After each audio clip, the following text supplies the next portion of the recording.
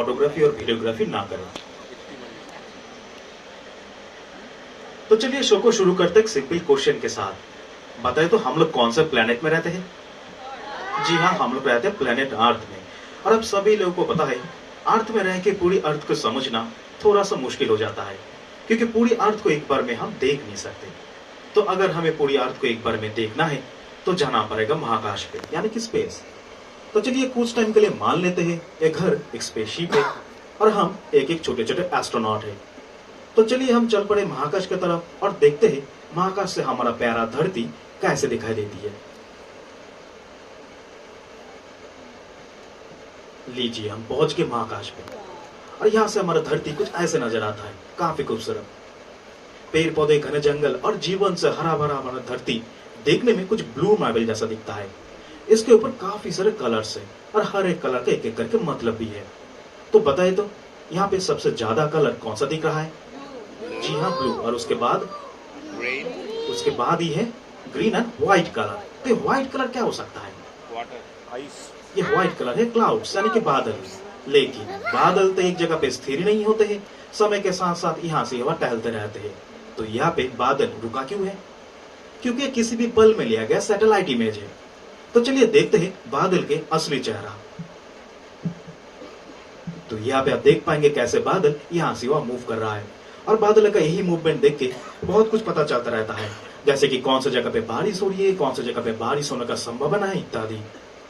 तो चलिए for latest update पे हमें देख लेते हैं क्या मिला है। सामने हम लेके आते हैं इंडिया को और ये रहा अब सभी का सामने लेटेस्ट तस्वीर। तो यहाँ पे आप देख पाएंगे इंडिया में काफी सारा जगह खाली है, यानी कि बादल ना के बराबर है।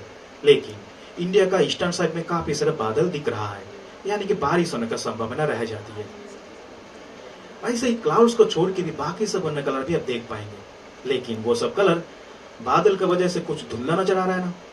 तो चलिए हटा देते हैं बादल को और देखते हैं बादल रहित पृथ्वी को। तो यहाँ पे आप देख पाएंगे बादल हटाने के बाद हमारा धरती कुछ ऐसा नजर आता है। यहाँ पे काफी सारा है ब्लू कलर, यानी कि नीला रंग। और ये सब तो पता है, ये सब है पानी।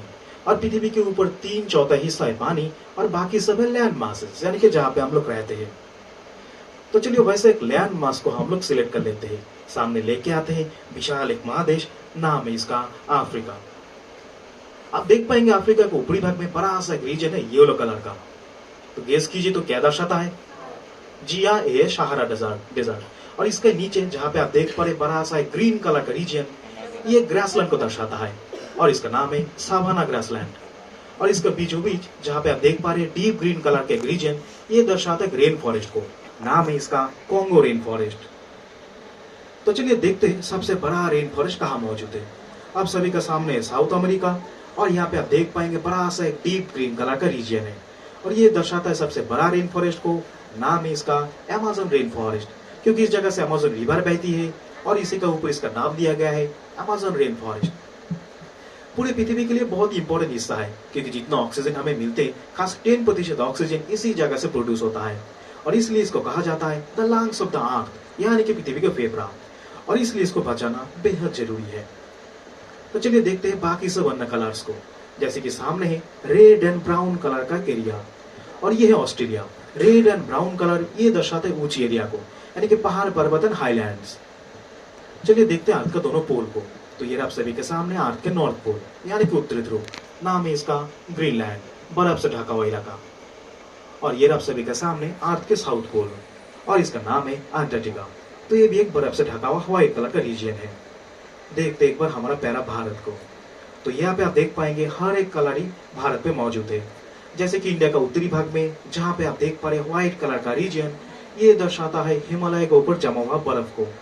उत्तरी पश्चिमी भाग में जहाँ पे येलो कलर, ये दर्शाता है राजस्थान का थर डेजर्ट। और बीचों बीच जहाँ पे रेड एंड ब्राउन कलर, ये दर्शाता है हाईलैंड्स को, यानी कि यहाँ पे मौजूद है डेक्कन प्लेटूज, यह ईस्टर्न घाट और ये वेस्टर्न घाट। जैसे कि इंडिया में हर एक कलर मौजूद है, इसलिए इंडिया को कहा जाता है सब कॉन्टिनेंट, यानी कि उपमहादेश। और शायद आप लोग ये भी पता होगा 1984 में जब इंडिया का first space astronaut Rakesh Sharma महाकाश में गए थे, तब तत्कालीन प्रधानमंत्री श्रीमती इंदिरा गांधी उनको पूछे थे कि शर्मा जी, महाकाश से हमारा प्यारा भारत देखने में कैसा लग रहा है? तब राकेश शर्मा एक ही रिप्लाई किए थे, क्या किसी को पता है? जी हाँ, सारे जहां से अच्छा, क्योंकि काफी सारे कलर्स के साथ हमारा इंडिया काफी खूबसूरत दिख रहा है। लेकिन इसके बाद और एक चीज आप लोग गौर कीजिए, अभी तक अर्थ का जो चेहरा आप लोग देख रहे थे, इसका हर एक डायरेक्शन पे दिन और दिन है। लेकिन ऐसा थोड़ी ना होता है, अर्थ के ऊपर दिन के साथ साथ तो रात भी होता रहता है। तो चलिए देख लेते हैं दिन और रात को एक साथ। तो यहाँ पे आप देख पाएंगे पृथ्वी के एक हिस्सा है दिन और एक हिस्सा है रात, क्योंकि हमें पता है पृथ्वी 24 घंटे में अपना अक्ष के ऊपर एक बार चक्कर लगा लेती है, और उसी दौरान जो हिस्सा सूरज के सामने होता है वो होता है दिन, और इसके विपरीत हिस्सा वो बन जाती है रात। लेकिन यही दिन और रात को अलग करने वाली जो पार्टीशन, यानी कि यहाँ पे एक रिंग को देख पा रहे, इसको कहा जाता है द सर्कल ऑफ इल्यूमिनेशन। तो कुछ टाइम के लिए मान लेते हैं पूरी पृथ्वी के ऊपर एक बार में अंधकार हो गया है, यानी रात की पृथ्वी। तो यहाँ पे आप देख पाएंगे पृथ्वी के हर एक कोने में अंधकार ही अंधकार है। लेकिन वाओ, इतने ज्यादा अंधकार में भी काफी सारे व्हाइट ग्लोइंग डॉट्स कुछ डायमंड जैसा नजर आ रहा है। तो गेस कीजिए, तो ये सब डॉट्स क्या हो सकता है? जी हाँ, ये सब है लाइट्स। और जो सब लाइट हम घरों में, सड़कों में, बाजार में जलाते हैं, गाड़ी का हेडलाइट भी हो सकता है। जैसे कि ये सब लाइट मैनमेड लाइट है, इसलिए इन सब लाइट को कहा जाता है लाइट ऑफ सिविलाइजेशन, यानी कि मानव सभ्यता की दिया। इस समय बहुत कुछ पता चलता रहता है, जैसे कि उस जगह पे पॉपुलेशन कैसा है, उस जगह पे जो लोग रहते हैं कितना अमीर है, कितना गरीब है, इत्यादि। तो चलिए फॉर एग्जाम्पल सामने लेके आते हैं हमारा प्यारा भारत को, और देखती है का लाइट का डेंसिटी कैसा है। अब सभी का सामने इंडिया, और यहाँ पे आप देख पाएंगे काफी सारे रोशनी है, क्योंकि हमें पता है इंडिया पॉपुलेशन का मामले में टॉप करता है। और इसी के साथ इंडिया का ऊपर जो मेजर सिटीज है, इसको भी आप लोग बराबर पहचान पाएंगे। तो गेस कीजिए, तो जहाँ पे आप लोग देख पा रहे बड़ा सा चमकीला व्हाइट डॉट, ये कौन सा सिटी को दर्शाता है? दिल्ली। जी हाँ, ये है नेशनल कैपिटल दिल्ली। यहाँ पे कोलकाता, चेन्नई, बेंगलुरु, हैदराबाद और यहाँ पे मुंबई। लेकिन इंडिया में भी एक जगह आपको मिलेगा जहाँ पे कुछ खास रोशनी मौजूद ही नहीं है, क्योंकि यहाँ पे मौजूद है राजस्थान का थर डेजर्ट, और जहाँ पे लोग बहुत ही कम बसते हैं। तो चलिए देखते हैं एक बार ऊपर की तरफ। तो यहाँ पे आप देख पाएंगे बड़ा सा ग्रीज है, देखने में ये कुछ छिपकले से नजर आ रहा है ना। ये रहा छिपकले का सिर, सामने का पैर, पीछे का पैर, और ये रहा छिपकले का पूंछ। तो सामने वाला जो हिस्सा है ये दर्शाता है यूरोप महादेश को, जब लाइट का डेंसिटी इंडिया से काफी ज्यादा दिख रहा है। इसका मतलब ये नहीं कि यहाँ पे ज्यादा लोग रहते हैं, असल में इंडिया से करीब 50 करोड़ कम लोग यहाँ पे रहते हैं, फिर भी यहाँ पे इतना लाइट, क्योंकि जो लोग यहाँ पे रहते हैं बहुत ही अमीर होते हैं, और इसलिए बिजली का इस्तेमाल भी काफी ज्यादा कर पाते हैं। राइट हैंड साइड में अगर आप जाएंगे तो यहाँ पे मिलेगा रशिया, और यहाँ पे जो सब पतली पतली लाइट के लाइन्स आप देख पा रहे, ये सब दर्शाता है एक मैन मेड कंस्ट्रक्शन को, और इसका नाम है the trans Siberian railway, longest railway line. इसका लंबाई करीब 9000 किलोमीटर से भी ज्यादा होता है, और इसका जर्नी कंप्लीट करने में 7 दिन से भी ज्यादा टाइम लग जाता है। ये शुरू होता है रशिया का राजधानी मॉस्को, और खत्म होता है फार ईस्ट व्लादिवोस्तोक में जाके, यानी जापान सी का सामने जाके। तो चलिए देखते हैं सबसे ज्यादा लाइट का डेंसिटी कहाँ मिल सकता है। जैसे कि आप सभी का सामने उत्तर अमेरिका, यहाँ पे देखिए काफी सारे लाइट की डेंसिटी, क्योंकि हमें तो पहले से ही पता है ये सब जगह काफी डेवलप्ड है, और इसलिए जो लोग यहाँ पे रहते हैं बिजली का इस्तेमाल भी काफी ज्यादा कर पाते हैं। लेकिन अगर हम लोग इंडिया से अमेरिका जाना चाहते हैं, वो भी बहुत जल्दी, तो कैसे जाएंगे? हमें जाना पड़ेगा एरोप्लेन से, यानी कि फ्लाइट्स। तो चलिए देखते हैं अर्थ के ऊपर एयर ट्रैफिक डेंसिटी कैसा है। तो यहाँ पे आप देख पाएंगे काफी सारे ग्रीनिश डॉट्स कुछ मछली की तरह एक जगह से दूसरी जगह भाग रहे। ये सब दर्शाता है एक एक्टिव एरोप्लेन्स को, जो समय के साथ साथ एक कंट्री से दूसरा कंट्री, एक शहर से दूसरा शहर में टहलते रहते हैं। तो चलिए सामने लेके आते हैं हमारा प्यारा भारत को, और देखते हैं यहाँ का एयर ट्रैफिक डेंसिटी कैसा है। अब सभी का सामने इंडिया, और इंडिया में देख पाएंगे बहुत ही कम यहाँ पे एयर ट्रैफिक डेंसिटी है, क्योंकि हमें पता है इंडिया में इंडस्ट्रीज बाकी जैसे कि चाइना, जापान की तुलना में बहुत ही कम है यहाँ पे, इसलिए एयर ट्रैफिक डेंसिटी बहुत ही कम है। लेकिन अगर हम लोग साइड में देखेंगे तो यहाँ पे देख पाएंगे चाइना एंड जापान, काफी सारा यहाँ पे एयर ट्रैफिक डेंसिटी है। तो चलिए देखते हैं ऊपर की तरफ। जैसे कि आप देख पा रहे धीमे धीमे शाम ढल रहा है, और जैसे शाम ढलता रहेगा प्लेन्स का डेंसिटी कम होता रहेगा। नीचे से आप देख पा रहे 18 लिखा हुआ आ रहा है, यानी कि शाम का 6 बज चुका है। रात के आसमान पे यहाँ पे डोमेस्टिक प्लेन चलना बंद कर देता है, ओनली डोमेस्टिक फ्लाइट्स के इंटरनेशनल फ्लाइट्स यहाँ पे जारी रहते हैं। लेकिन एक चीज गौर कीजिए, रात के आसमान में भला ही हमें प्लेन उड़ना कम दिखे, और भी हम लोग बहुत कुछ देख पाते हैं, जैसे कि रात के आसमान पे प्लेन के अलावा सबसे नजदीक जो ऑब्जेक्ट आता है ये है हमारा प्यारा चंद्रमा, धरती का इकलौता नेचुरल सैटेलाइट मून। बहुत ही खूबसूरत है देखने में, लेकिन गौर से देखिए चंद्रमा का दो साइड है। एक साइड है बहुत ही ब्लैक यानी कि डार्क सरफेस, और एक साइड है बहुत ही व्हाइट यानी कि सफेद रंग। पूर्णिमा का रात में तो हम लोग पूरी चांद को देख ही पाते हैं, तो गेस कीजिए तो पूर्णिमा का रात में चांद का कौन सा ऐसा देख पाते हैं, ये ब्लैक वाला फेस और ये व्हाइट वाला फेस? जी नहीं, पूर्णिमा का रात में हमेशा हम लोग यही ब्लैक वाला फेस ही देखते रहते हैं। व्हाइट वाला फेस इसका पीछे छुप जाता है, कभी नजर ही नहीं आता है। इसका रीजन, क्योंकि मून का जो रोटेशन और रिवोल्यूशन पीरियड होता है वो होता है साढ़े 27 दिन। इसका मतलब साढ़े 27 दिन में मून अपना अक्ष का ऊपर तक चक्कर लगा लेते हैं, और इसी साथ साथ हमारे धरती को भी यही साढ़े 27 दिन में एक बार चक्कर लगा लेते हैं, और इसी दौरान यही काले धब्बेदार इलाका हमेशा हमारे सामने रह जाते हैं। व्हाइट वाला फेस कभी नजर ही नहीं आता है। लेकिन इसके साथ साथ ये जो सब काले धब्बेदार इलाका देख रहे थे, 1969 पे जब अपोलो 11 मिशन हुआ था तब से जाके साइंटिस्ट लोग यही काले धब्बेदार इलाका भी उतरे थे, और इसको कहा जाता है द बेस ऑफ ट्रैंक्विलिटी। लेकिन मून तो एक नेचुरल सैटेलाइट है, तो जाहिर सा बात है इसका तो खुद का रोशनी नहीं होता है, तो कहां से मिलती है इसको रोशनी? इसको रोशनी मिलते है सन से। तो चलिए देखते हैं हमारे सोलर सिस्टम का इकलौता मुखिया जी, इकलौता star sun, the big ball of fire. आंख का गोला है तो रेड कलर का, लेकिन इसका ऊपर किसी किसी जगह पे आप लोग येलो कलर भी देख पा रहे हैं, और ये सब दर्शाते हैं इसके ऊपर मौजूद एक एक्टिव सोलर फ्लेयर्स को, जो बहुत ही डेंजरस होता है, और इसी जगह से प्रोड्यूस होता है खतरनाक अल्ट्रावायलेट रे, जो स्किन कैंसर का कारण भी बन सकता है। सन का केंद्र का टेम्परेचर होता है लगभग 1.5 करोड़ डिग्री सेंटीग्रेड, बहुत ही ज्यादा, क्योंकि इसके अंदर न्यूक्लियर रिएक्शंस होता रहता है। सन का केंद्र करके घूम रहा है 8 प्लैनेट्स। तो चलिए देख लेते हैं 8 प्लैनेट्स को एक एक करके। सूर्य से सबसे नजदीक जो प्लैनेट आता है नाम है इसका मर्क्यूरी। बहुत ही तेजी से घूमने वाला ये प्लैनेट करीब करीब 88 डेज में ही पूरे सन को एक बार चक्कर लगा लेती है। गौर से देखिए, देखने में कुछ हमारा आर्ट जैसे ही है ना, काफी सारे ब्लू कलर भी आप देख पा रहे हैं। इसका मतलब ये नहीं कि यहाँ पे पानी है, असल में इसके ऊपर एक टाइप का लो रिफ्लेक्टिंग मटेरियल पाए जाते हैं, और किसी किसी जगह पे इसका ऊपर आप येलो कलर भी देख पा रहे हैं। ये सब दर्शाता है इसके ऊपर मौजूद सल्फाइड ओर्स को। इसका ना तो कोई वायुमंडल है, ना कोई इसका नेचुरल सैटेलाइट है। तो चलिए आगे बढ़ते हैं नेक्स्ट प्लैनेट की तरफ, और इसका नाम है वेनस यानी कि शुक्र। है तो सेकंड नंबर पे, फिर भी हमारा सोलर सिस्टम का सबसे गर्म प्लैनेट है। अभी आप लोग सोचेंगे सूर्य से तो सबसे नजदीक था बुध, तो फिर ये कैसे गर्म हो गया? ये तो सेकंड नंबर पे। असल में इसका ऊपर एक टाइप का वायुमंडल पाए जाते हैं, जिसमें करीब 96% होता है कार्बन डाइऑक्साइड, और हमें पता है कार्बन डाइऑक्साइड एक ग्रीन हाउस गैस है जो सूर्य से आने वाला किरण को इसके अंदर ट्रैप कर लेती है, और साथ ही साथ सल्फ्यूरिक एसिड का प्रसार भी होता रहता है। और इन्हीं दो वजह से ये सेकंड नंबर होने के बाद भी ये सबसे गर्म प्लेनेट बन जाता है। इसका कोई नेचुरल सैटेलाइट यानी मून नहीं पाए जाते हैं।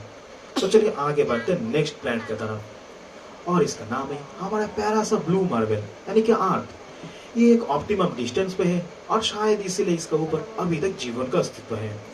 इसके बारे में तो हम लोगों को बहुत कुछ पता है। तो चलिए आगे बढ़ते हैं नेक्स्ट प्लेनेट की तरफ। तो गेस कीजिए तो क्या नाम है अगला प्लेनेट का? मार्स यानी कि मंगल। तो यहाँ पे आप देख पाएंगे मंगल में काफी सारा रेड कलर से, क्योंकि इसका ऊपर काफी सारा आयरन ऑक्साइड पाए जाते हैं। तो चलिए देखते हैं मंगल का दोनों पोल को। तो ये आप सभी का सामने मंगल का नॉर्थ पोल, और ये आप सभी का सामने मंगल का साउथ पोल। और दोनों ही पोल देखने में कुछ हमारा अर्थ जैसे ही है ना, बर्फ से ढका हुआ व्हाइट कलर का रीजन। और ये बर्फ पानी का भी हो सकता है, कार्बन डाइऑक्साइड का भी हो सकता है। अगर ये बर्फ पानी का हुआ तो यहाँ पे भी जीवन हो सकता है, और इसको जानने के लिए साइंटिस्ट लोग लगातार इसके ऊपर रिसर्च कर रहे हैं। तो चलिए देखते हैं मंगल का दोनों मून को। मंगल का पहला मून का नाम है फोबोस। दिखने में कुछ इस प्रकार का है, काफी सारे गड्ढा भी आप इसके ऊपर देख पाएंगे। मंगल का दूसरा मून का नाम है डेमोस। फोबोस और डेमोस दोनों ही दिखने में कुछ खाने का आलू जैसा होता है, यानी कि इरेगुलर शेप। स्क्रीन में आप लोग गोलाकार देख रहे हैं क्योंकि स्क्रीन गोलाकार है। और इसी के साथ खत्म होता है मंगल। तो चलिए आगे बढ़ते हैं नेक्स्ट प्लैनेट की तरफ, और इसका नाम है जुपिटर यानी कि बृहस्पति। बहुत ही विशाल प्लैनेट, गैस से भरा हुआ है, और गैस का जो मूवमेंट्स है इसको भी आप लोग स्क्रीन में बराबर देख पाएंगे।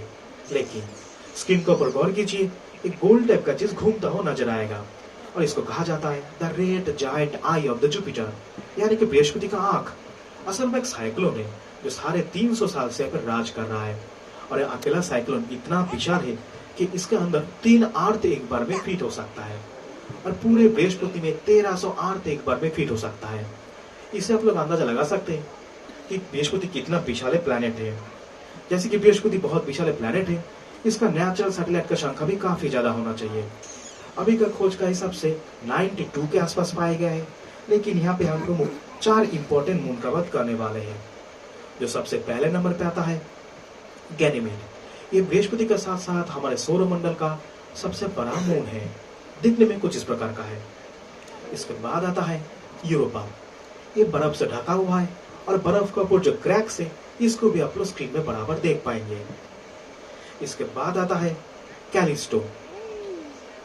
बहुत सारा गड्ढा इसके ऊपर आप देख पाएंगे, देखने में कुछ गोल बॉल जैसा लगता है और इसीलिए साइंटिस्ट लोग को अनुमान है हमारे सौर मंडल का सबसे पुराना मून है। इसके बाद जो काफी इंपॉर्टेंट एक मून है, नाम है इसका आयो। इसको एक दफा देखने के बाद साइंटिस्ट लोगों को उस खाने का पिज्जा जैसा लगा था और इसलिए इसको कहा जाता है द कॉस्मिक पिज्जा, यानी कि महाकाश में रहने वाला पिज्जा। इसके ऊपर किसी किसी जगह पे आप लोग ब्लैक स्पॉट भी देख पाएंगे और ये सब दर्शाता है इसके ऊपर मौजूद डेड वोल्केनोस को। और इसके साथ साथ इसका आसपास एक्टिव वोल्केनोस भी रहते हैं जो बहुत ही डेंजरस होता है। इसी के साथ खत्म होता है बृहस्पति, आगे बढ़ते हैं नेक्स्ट प्लैनेट की तरफ और इसका नाम है सैटर्न, यानी कि Shani, queen of the planets. लेकिन इसका जो खूबसूरत का राज, जो इसका रिंग्स, ये यहाँ पे मिसिंग है, जो आइस का चट्टान से बना हुआ होता है और जो आउटरली प्रोजेक्टेड रहता है। यहाँ पे रिंग्स मिसिंग है क्योंकि 2 डायमेंशन प्रोजेक्शन है। और यहाँ पे आप देख पाएंगे शनि है तो बहुत विशाल, लेकिन पानी से लगभग 30% लेस डेंस है, यानी कि इतना विशाल होने के बाद भी ये पानी में भी तैर सकता है। इसका नेचुरल सैटेलाइट का संख्या अभी के लिए 82 पाया गया है, लेकिन यहाँ पे हम प्रमुख एक मून का बात करने वाले हैं जो काफी इंपॉर्टेंट मून है, नाम है इसका टाइटन। इसके ऊपर काफी मात्रा में मीथेन पाए जाते हैं और इसीलिए साइंटिस्ट लोग का अनुमान है यहाँ पे जीवन हो सकता है। आगे बढ़ते नेक्स्ट प्लैनेट की तरफ और इसका नाम है यूरेनस। इसमें काफी सारे हल्का गैसेस पाए जाते हैं जैसे कि हाइड्रोजन, हीलियम एंड मीथेन। और इसी के साथ और एक मिलता जुलता प्लैनेट भी है जिसको कहा जाता है सिस्टर प्लैनेट, यानी कि नेपच्यून। इसमें ब्लू कलर काफी ज्यादा नजर आ रहा है ना, क्योंकि यहाँ पे मीथेन का मात्रा काफी ज्यादा पाए जाते हैं। और इसी के साथ इसके ऊपर डायमंड रेन, यानी कि हीरो का बरसात होता रहता है। और इसी के साथ खत्म होता है सोलर सिस्टम का 8 प्लैनेट्स। लेकिन 2006 का पहले और एक प्लैनेट पे मौजूद था ना, क्या था उसका नाम? प्लूटो।